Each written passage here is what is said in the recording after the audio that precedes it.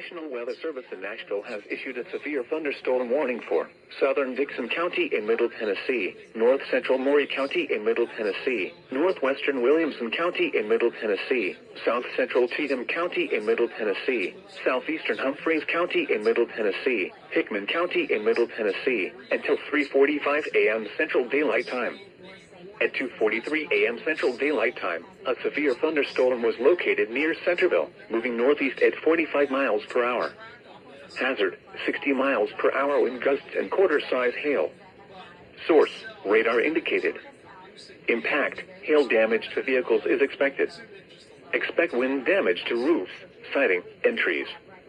Locations impacted include Charlotte, Bon Aqua, Prim Springs, Lyles, Bucks North, Centerville, Fairview, Pinewood, White Bluff, Leapers Fork, Nunnally, Burns, Dixon, and Kingston Springs.